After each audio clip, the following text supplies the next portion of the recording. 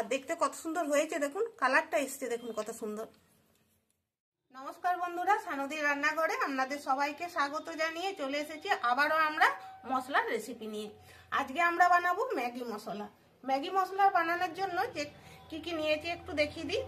নিয়েছি আদা, রসুন, পেঁয়াজ, জিরে, ধনে, গোলমরিচ, এলাচ, লং, দারচিনি, মৌরি, মেথি, হলুদ, চিনি, নুন, শুকনো লঙ্কা আর নিয়েছি তেজপাতা।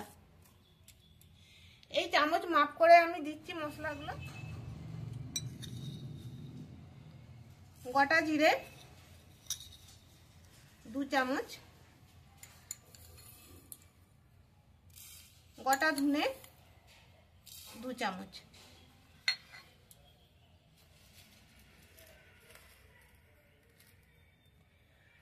পানমৌরি দিচ্ছি 1 চামচ,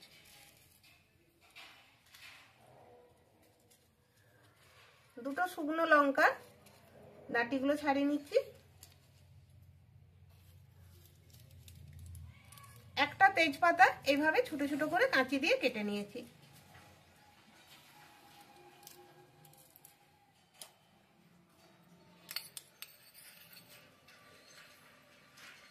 হাফ চামচের থেকেও একটু কম দিচ্ছি মেথি,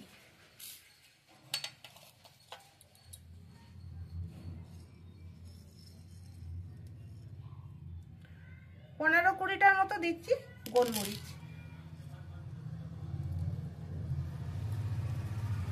এলাচ 5টা,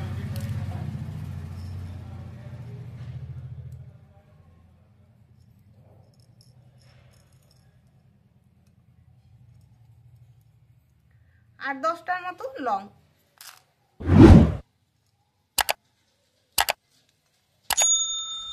4 টুকরো দারচিনি। এবার বন্ধুরা এই গোটা মশলাগুলোকে আমি ভেজে নিচ্ছি। তার জন্য এখানে গ্যাসে কড়াই গরম হতে বসিয়ে দিয়েছি। বন্ধুরা গ্যাসের আঁচ কম রেখে এই মশলাগুলোকে ভাজতে হবে, মানে যেমন যেমন দরকার হবে সেরকম সেরকম গ্যাসের আঁচটা কম বেশি করতে হবে, তা না হলে কিন্তু মশলাটা পুড়ে যাবে, আর মশলাটা পুড়ে গেলে সেটার গন্ধটাও ভালো লাগবে না, আর সেটা খেতেও ভালো লাগবে না।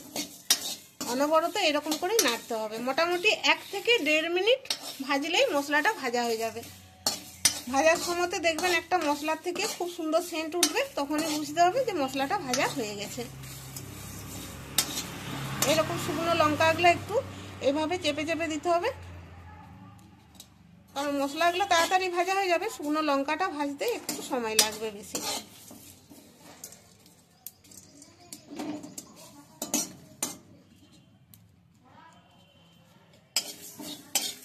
দেখুন বন্ধুরা মশলাগুলো ভাজা হয়ে গেছে, এবার আমি গ্যাসটা অফ করে দিচ্ছি। একটা প্লেটের মধ্যে নামিয়ে নিচ্ছি, একটু ঠান্ডা হয়ে যায়। বন্ধুরা এখানে মশলাগুলো যেগুলো ভেজেছি সেগুলো ঠান্ডা হয়ে গেছে। এখানে নিয়েছি দেখুন আমি পেঁয়াজ, আদা আর রসুন। বন্ধুরা এর আগের ভিডিওতে আমি স্পেশাল নিরামিষ সবজির মশলা বানিয়ে ছেড়েছি, যেসব বন্ধুরা এখনো পর্যন্ত দেখেননি দেখে নেবেন আমাদের চ্যানেলটি খুলে। আর যারা আমাদের চ্যানেলে প্রথম এলেন তারা আমাদের চ্যানেলটিকে সাবস্ক্রাইব করে রাখুন, এরকম নিত্য নতুন সহজ সহজ রেসিপি পেতে সবার আগে যা আপনাদের কাছে পৌঁছে যাবে।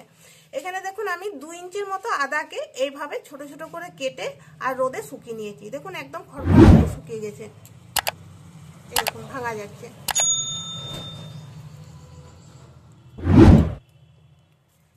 এগুলো দিয়ে দিচ্ছি।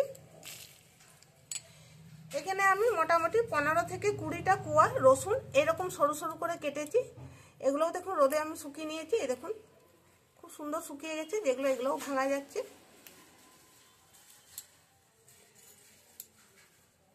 এগুলো দিয়ে দিলাম।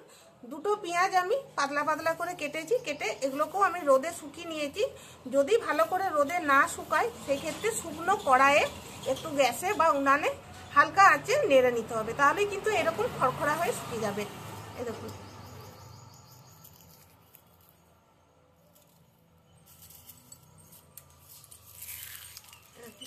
এরকম, ঠিক আছে। এগুলোও মিশিয়ে দিচ্ছি। এবার আমি মিক্সি জারে ঢেলে নিচ্ছি।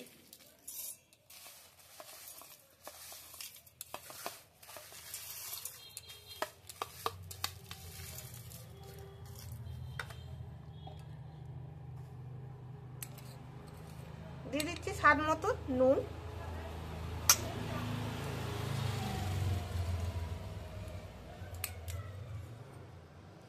একটু হলুদ। এইখানে আপনারা কাশ্মীরি লাল লঙ্কার গুঁড়ো যদি ব্যবহার করতে চান করতে পারেন। ম্যাগির মশলাতে দেখবেন একটু চিনি দেওয়া থাকে, তো আমি চিনিটা দেবো 1 চামচ দিচ্ছি।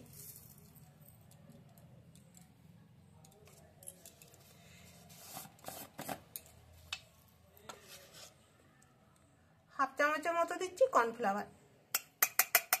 এটা কিন্তু বাড়ির বানানো নয়, এটা দোকানের থেকে কেনা।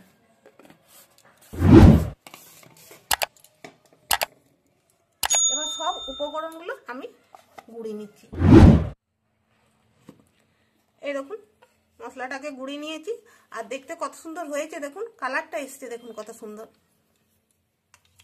বন্ধুরা মাত্র 15 থেকে 20 টাকা খরচা করে এতটা মশলা তৈরি হলো।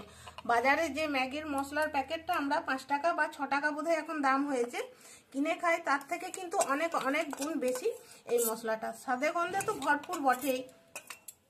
এই মশলাতে কোনো ভেজাল নেই, একদম ঘরোয়া উপকরণ দিয়ে বানানো। যে কোনো সবজিতে এই মশলাটা দিয়ে রান্না করা যাবে, শুধু নিরামিষ সবজি বাদে, কারণ এটাতে তো পেঁয়াজ রসুন দেওয়া আছে। ম্যাগি, চাউমিন থেকে শুরু করে ফুলকপি আলুর তরকারি পর্যন্ত যে কোনো রান্নাতে এই মশলাটা কিন্তু দেওয়া যাবে। আর এই স্বাদে গন্ধে একদম তরকারিটা ভরপুর হয়ে যাবে। আর দেখুন কত সুন্দর, কতটা মশলা হয়েছে দেখুন, গোটা ঘর একদম সেন্টে ভরে উঠেছে।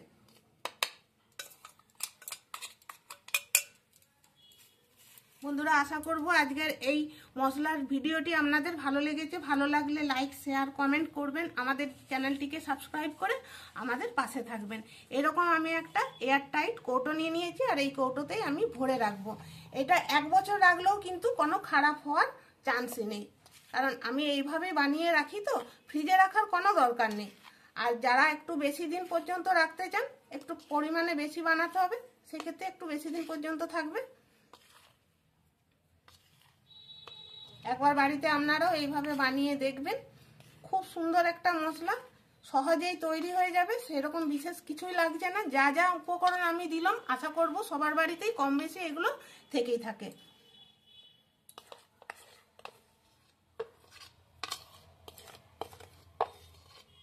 বন্ধুরা ভিডিওটি এইখানেই শেষ করছি। দেখা হবে আবার পরের ভিডিওতে। সবাই ভালো থাকবেন, সুস্থ থাকবেন। ধন্যবাদ।